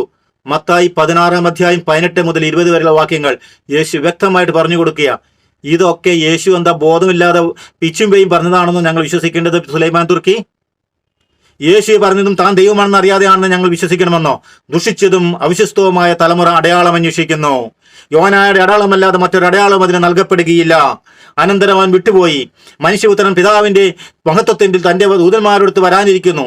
അപ്പോൾ അവൻ ഓരോരുത്തർക്കും താങ്കളുടെ പ്രവൃത്തികൾക്കനുസരിച്ച് പ്രതിഫലം നൽകും. മനുഷ്യപുത്രൻ തന്റെ രാജ്യത്തിൽ വരുന്നതിന് ദർശിക്കുന്നതിന് മുമ്പ് ഇവിടെ നിൽക്കുന്നവരിൽ ചിലർ മരിക്കലും സത്യമായി നിങ്ങളോട് പറയുന്നു. മത്തായി 16:4-28, 4-28 വരെ. എന്തെന്നാൽ 2-3 പേർ എന്റെ നാമത്തിൽ ഒരുമിച്ച് കൂടുന്നിടത്ത് അവരുടെ മധ്യേ ഞാൻ ഉണ്ടായിരിക്കും. മത്തായി 18:20 എന്ന് യേശു പറഞ്ഞത് താൻ ദൈവമാണെന്ന് അറിയാതെ ആണെന്ന് നിങ്ങൾ വിചാരിക്കുന്നുണ്ടോ? അത് ഞങ്ങൾ വിശ്വസിക്കണമെന്നാണോ സുലൈമാൻ തുർക്കി നിങ്ങൾ പറയുന്നത്? യേശു അവരോട് പറഞ്ഞു, സത്യമായി ഞാൻ നിങ്ങളോട് പറയുന്നു, പുനർജീവിതത്തിൽ മനുഷ്യപുത്രൻ തന്റെ മഹത്വത്തിന്റെ സിംഹാസനത്തിൽ ഉപവിഷ്ടനാകുമ്പോൾ എന്നെ അനുഗമിക്കാൻ നിങ്ങൾ ഇസ്രായേലിന്റെ 12 ഗോത്രങ്ങളെ വിധിച്ചുകൊണ്ട് 12 സിംഹാസനങ്ങളിൽ ഇരിക്കും. മത്തായി 19:28 എന്ന് യേശു പറഞ്ഞത് താൻ ദൈവമാണെന്ന് അറിയാതെയാണെന്ന് ഞങ്ങൾ വിശ്വസിക്കണമെന്നോ സുലൈമാൻ തുർക്കി? അവൻ അവരോട് പറഞ്ഞു, എന്റെ പാനപത്രം തീർച്ചയായും നിങ്ങൾ കുടിക്കും, എന്നാൽ എന്റെ വലതുവശത്തും ഇടതുവശത്തും ഇരിക്കാനുള്ള വരം നിങ്ങൾക്ക് നൽകേണ്ടത് ഞാനല്ല, അത് എന്റെ പിതാവ് ആർക്ക് വേണ്ടി സജ്ജമായിരിക്കുന്നുവോ അവർക്കുള്ളതാണ്. മത്തായി 20:21-23 എന്ന് യേശു സെബദി പുത്രന്മാരോട് പറഞ്ഞത് താൻ ആരാണെന്ന് അറിയാതെയാണെന്ന് ഞങ്ങൾ വിശ്വസിക്കണമോ സുലൈമാൻ തുർക്കി? അന്ധന്മാർ കർത്താവേ ദാവീദിന്റെ പുത്ര കനിയണമേ എന്ന് നിലവിളിച്ചപ്പോൾ അത് നിഷേധിക്കാതെ കാഴ്ച നൽകിയത് ദൈവദൂഷണമാകില്ലേ? യേശുക്രിസ്തു ദൈവമാണെന്ന് അറിയാതെയാണത് പറഞ്ഞതെങ്കിൽ അപ്പോൾ യേശുക്രിസ്തു ദൈവദൂഷണം പറഞ്ഞെന്നാണോ അന്നത്തെ യഹൂദ ഫരിസേയരെ പോലെ സുലൈമാൻ തുർക്കി ക്രൈസ്തവരുടെ അടുത്ത് വന്ന് പഠിപ്പിക്കുന്നത്? അവൻ അവരോട് പറഞ്ഞു, എന്റെ ഭവനം പ്രാർത്ഥനാലയം എന്ന് വിളിക്കപ്പെടും എന്ന് എഴുതപ്പെട്ടിരിക്കുന്നു, നിങ്ങളോ അത് കവർച്ചക്കാരുടെ ഗുഹയാക്കുന്നു. മത്തായി 21:13 ഇത് പറഞ്ഞത് ദൈവമാണെന്ന് അറിയാതെ പറഞ്ഞതാണെന്ന് ഞങ്ങൾ വിശ്വസിക്കണമെന്നോ സുലൈമാൻ തുർക്കി? അവൻ ചെയ്ത വിസ്മയകരമായ പ്രവൃത്തികളെയും ദാവീദിന്റെ പുത്രന് ഹോസാന എന്ന് ഉദ്ഘോഷിച്ച് ദേവാലയത്തിൽ ആർപ്പ് വിളിക്കുന്ന കുട്ടികളെയും കണ്ടപ്പോൾ പ്രധാന പുരോഹിതന്മാരും നിയമജ്ഞരും രോഷാകുലരായി. അവർ അവനോട് പറഞ്ഞു, ഇവരെന്താണ് പറയുന്നതെന്ന് നീ കേൾക്കുന്നില്ലേ? യേശു പ്രതികരിച്ചു, ഉവ്, ശിശുക്കളുടെയും മുല കുടിക്കുന്നവരുടെ മധുരങ്ങളിൽ നീ സ്തുതി ഒരുക്കിയെന്ന് നിങ്ങൾ ഒരിക്കലും വായിച്ചിട്ടില്ലേ? സ്തുതി ഒരുക്കുക വായിച്ചിട്ടില്ലേ? മത്തായി 21:15-16 ഇതൊക്കെ ദൈവമാണെന്ന് അറിയാതെ യേശു പറഞ്ഞതാണെന്ന് ഞങ്ങളും വിശ്വസിക്കണമോ? എന്നാൽ നിങ്ങൾ റബ്ബി എന്ന് വിളിക്കപ്പെടരുത്, എന്തെന്നാൽ നിങ്ങൾക്ക് ഒരു ഗുരുവേ ഉള്ളൂ, നിങ്ങളെല്ലാം സഹോദരന്മാരാണ്. ഭൂമിയിൽ ആരെയും നിങ്ങൾ പിതാവ് എന്ന് വിളിക്കരുത്, എന്തെന്നാൽ നിങ്ങൾക്കൊരു പിതാവേ ഉള്ളൂ, സ്വർഗസ്ഥനായ പിതാവ്. നിങ്ങൾ നേതാക്കന്മാരെന്ന് വിളിക്കപ്പെടരുത്, എന്തെന്നാൽ ക്രിസ്തുവാണ് നിങ്ങളുടെ ഏക നേതാവ്. മത്തായി 23:8-10 വരെ. ഇങ്ങനെ തത്വത്തെ വെളിപ്പെടുത്തി തത്വത്തിലെ രണ്ടാമൻ ക്രിസ്തുവാണെന്ന് വ്യക്തമാക്കിയ യേശു അജ്ഞതയിൽ നിന്ന് പറഞ്ഞതാണെന്ന് ഞങ്ങൾ ക്രൈസ്തവർ വിശ്വസിക്കണമോ സുലൈമാൻ തുർക്കി? അപ്പോൾ ആകാശത്തിൽ മനുഷ്യപുത്രന്റെ അടയാളം പ്രത്യക്ഷപ്പെടും, ഭൂമിയിലെ സർവ്വഗോത്രങ്ങളും വിലപിക്കുകയും മനുഷ്യപുത്രൻ വാനമേഘങ്ങളിൽ ശക്തിയോടും മഹത്വത്തോടും കൂടെ വരുന്നത് കാണുകയും ചെയ്യും. വലിയ കാഹളധ്വനിയോടുകൂടെ തന്റെ ദൂതന്മാരെ അവൻ അയക്കും. അവർ ആകാശത്തിന്റെ ഒരറ്റം മുതൽ മറ്റേ അറ്റം വരെ 4 ദിക്കുകളിൽ നിന്ന് അവന്റെ തെരഞ്ഞെടുക്കപ്പെട്ടവരെ ഒരുമിച്ച് കൂട്ടും. മത്തായി 24:30-31 യേശു തന്റെ രണ്ടാം വരവിനെ കുറിച്ച് പോലും പറഞ്ഞത് താൻ ആരാണെന്ന് അറിയാതെയാണെന്ന് ഞങ്ങൾ വിശ്വസിക്കണമെന്നാണോ സുലൈമാൻ തുർക്കി? പുതിയ ഉടമ്പടി സ്ഥാപിച്ചതും ദൈവത്തെ പിതാവ് എന്ന് വിളിച്ചുകൊണ്ട് ദൈവത്തിന് പറയാനുള്ളതെല്ലാം പറയുകയും പഠിപ്പിക്കുകയും ചെയ്തിരുന്നത് ഓരോ വാക്കിലും യേശു താൻ ആരാണെന്ന് അറിഞ്ഞുകൊണ്ടാണെന്ന് ഇനിയും 100 കണക്കിന് തെളിവ് സഹിതം തിരുത്താനാവും. യോഹന്നാന്റെ സുവിശേഷം മുഴുവനും ക്രിസ്തുവിന്റെ ദൈവത്തെ അത് വെളിപ്പെടുത്തലാണ്. ആ സുവിശേഷം ഞാൻ എടുക്കാതെ ഞാൻ മത്തായിയുടെ സുവിശേഷത്തിലെ കുറച്ച് അധ്യായങ്ങൾ മാത്രം എടുത്തിട്ടാണ് ഇത്രയും ചോദ്യം ചോദിച്ചത്. ഇത് 100-ഓ 200-ഓ വേണമെങ്കിൽ ഇനിയും ചോദിക്കാനുണ്ട്. അപ്പോൾ ഇത്രയും വ്യക്തമായി കാര്യങ്ങൾ അവതരിപ്പിച്ചിട്ട് ഇത്രയും വ്യക്തമായി ബൈബിൾ വചനങ്ങൾ ഉണ്ടായിട്ട് ഇത് എല്ലാം ഉണ്ടായിട്ട് യേശുക്രിസ്തുവിന്റെ അസ്തിത്വത നിഷേധിച്ച് തള്ളിപ്പറഞ്ഞുകൊണ്ട് യേശുക്രിസ്തു ജീവിച്ചിരിക്കുന്ന സമയത്ത് താൻ ദൈവമാണെന്ന് അറിയില്ല എന്ന് പറഞ്ഞ് ഒരു ക്രൈസ്തവ വിശ്വാസിന് ഒരു വിശ്വാസത്തിന് വ്യതിചലനം ഉണ്ടാക്കിയിട്ട് അത് ലോകത്തോട് മുഴുവൻ വിളിച്ചു പറഞ്ഞ് അച്ഛന്മാർക്ക് പോലും രക്ഷപ്പെടുത്താൻ സാധിക്കാത്ത ആളെ ഞാൻ രക്ഷപ്പെടുത്തി എന്ന് വീർവാദം മുഴക്കിയ തക്കിയ ഈ തക്കിയെ കേട്ട് വിശ്വസിച്ച് പോയിട്ട് പുരോഹിതർ വഞ്ചിക്കപ്പെടുമ്പോഴും ബൈബിൾ പണ്ഡിതന്മാർ പോലും വഞ്ചിക്കപ്പെടുമ്പോഴും ചെവി കേട്ട് കേൾക്കാതെ വെറും ബദിറായി ഇനി ഞങ്ങൾ ഇവിടെ ക്രൈസ്തവ കമ്മ്യൂണിറ്റിയിൽ ഡാഷ് പോയവരെ പോലെ ജീവിക്കണമെന്നാണോ? അണ്ടിപോയ അണ്ണാനെ പോലെ ജീവിക്കണമെന്നാണോ സുലൈമാൻ തുർക്കിയുടെ സന്ദേശങ്ങൾ വന്നുകൊണ്ടിരിക്കുന്നത് കേട്ടിട്ട് ഞങ്ങൾ ചെയ്യണമെന്നാണോ ഉദ്ദേശിക്കുന്നത്? മനുഷ്യന് മുമ്പിൽ എന്നെ ഏറ്റുപറയുന്നവനെ എൻ്റെ സ്വർഗസ്ഥനായ പിതാവിന്റെ മുമ്പിൽ ഞാനും ഏറ്റുപറയും. മനുഷ്യരുടെ മുമ്പിൽ എന്നെ തള്ളിപ്പറയുന്നവനെ എൻ്റെ സ്വർഗസ്ഥനായ പിതാവിന്റെ മുമ്പിൽ ഞാനും തള്ളിപ്പറയും. യേശുക്രിസ്തു പറഞ്ഞതാണ് മത്തായി 10:32-33. സുലൈമാൻ തുർക്കിയോടും ജേക്കബ് പറപ്പള്ളി അച്ഛനോടും യേശു പറഞ്ഞ ഈ വചനം തന്നെയാണ് എനിക്ക് നിങ്ങളോട് ആവർത്തിക്കാനുള്ളത്. അതുകൊണ്ട് ഇത് ശ്രദ്ധിക്കുക. യേശു വീണ്ടും ഉദ്ഘോഷിച്ചു, സ്വർഗത്തിന്റെയും ഭൂമിയുടെയും നാഥനായ പിതാവേ, നീ കാര്യങ്ങൾ ബുദ്ധിമാന്മാരിലും വിവേകളിലും നിന്ന് മറച്ച് ശിശുക്കൾക്ക് വെളിപ്പെടുത്തിയതിനാൽ ഞാൻ നിന്നെ സ്തുതിക്കുന്നു. അതേ പിതാവേ, ഇപ്രകാരമായിരുന്നു നിന്റെ തിരുവുള്ളം. സർവവും എൻ്റെ പിതാവ് എന്നെ ഏൽപ്പിച്ചിരിക്കുന്നു. പിതാവല്ലാതെ മറ്റാരും പുത്രനെ അറിയുന്നില്ല. പുത്രനും പുത്രൻ ആർക്ക് വെളിപ്പെടുത്തി മനസ്സാകുന്നുവോ അവനുമല്ലാതെ മറ്റാരും പിതാവിനെ അറിയുന്നില്ല. മത്തായി 11:25-27. അതായത് ക്രിസ്തു ആരാണെന്ന് വെളിപ്പെടുത്തരാതെ മനസ്സിലാവില്ല. സുലൈമാൻ തുർക്കയ്ക്ക് ഈസായും യേശു ഒന്നെന്ന് പറഞ്ഞു കൊണ്ടുപോയിക്കുന്ന സുലൈമാൻ സുത്തയ്ക്ക് സ്വർഗസ്ഥനായ പിതാവ് ആരാണെന്നും പുത്രൻ ആരാണെന്നും പരിശുദ്ധാത്മാവാണെന്നും അറിയത്തില്ല. അവിടെ സാന്നിധ്യം ഇല്ലാതായി പോയത് കൊണ്ടാണ് ഇതുപോലെയുള്ള അബദ്ധ പ്രബോധനങ്ങളും തക്കിയകളും കത്തോലിക്ക സഭയിൽ നിന്ന് കൊണ്ട് ക്രൈസ്തവ വിശ്വാസത്തിൽ ഉതപ്പുണ്ടാക്കിക്കൊണ്ട് പഠിപ്പിച്ചുകൊണ്ടിരിക്കുന്നത്. ഇനിയെങ്കിലും തിരിച്ചറിയാൻ ശ്രമിക്കുക. ഇല്ലെങ്കിൽ കത്തോലിക്ക സഭ ക്രൈസ്തവ വിശ്വാസം സുലൈമാന് ചേർന്നതല്ല, സുവിശേഷ പ്രഘോഷണം മാത്രമല്ല, ഈ ക്രൈസ്തവ ജീവിതം ചേർന്നതല്ല. അതുകൊണ്ട് അന്ന് പറഞ്ഞ വാക്കുകൾ അനുസരിക്കുകയോ അല്ലെങ്കിൽ നല്ല രീതിയിൽ നിൽക്കുകയോ ചെയ്യേണ്ടത് ആവശ്യമാണ്. ക്രിസ്തുവിന്റെ പ്രബോധനത്തിൽ അടിത്തറയിടാതെ വിശുദ്ധന്മാരുടെയും വ്യാജപ്രവാചകന്മാരുടെയും മറ്റു പ്രബോധകരുടെയും ഒക്കെ പ്രബോധനങ്ങളിൽ അടിസ്ഥാനമിടുന്നവർക്ക് വന്നു ഭവിക്കുന്ന കെണിയാണ് ഇതുപോലുള്ള പാളിച്ചകൾ. വലിയ ബൈബിൾ പണ്ഡിതനായതുകൊണ്ടോ കാര്യമില്ല. ക്രിസ്തുവിന്റെ പ്രബോധനത്തിൽ അടിത്തറയിടാതെ ഏതവനും തെറ്റുപറ്റും. ഇതിവർക്ക് മാത്രമല്ല, ഇത് എല്ലാവർക്കും, നിങ്ങൾക്കും എനിക്കും ഒക്കെ തെറ്റുപറ്റാം. കാരണം യേശു ക്രിസ്തുവിന്റെ പ്രബോധനത്തിൽ അടിത്തറയിടാതെ നമ്മൾ എന്ത് പ്രബോധനത്തിന് ഇറങ്ങിത്തിരിച്ചോ തെറ്റുപറ്റും. ക്രിസ്തുവിന്റെ പ്രബോധനത്തെ അതിലംഘിച്ചാൽ അതാരായാലും ഞാൻ എതിർക്കേണ്ടി വരും. യേശു ക്രിസ്തു തിരുവചനങ്ങൾ അതാണ് ഏത് ക്രിസ്ത്യാനിക്കും ഇന്ന് ആവശ്യമുള്ളത്, ബൈബിൾ പണ്ഡിതന്മാർക്ക് പോലും.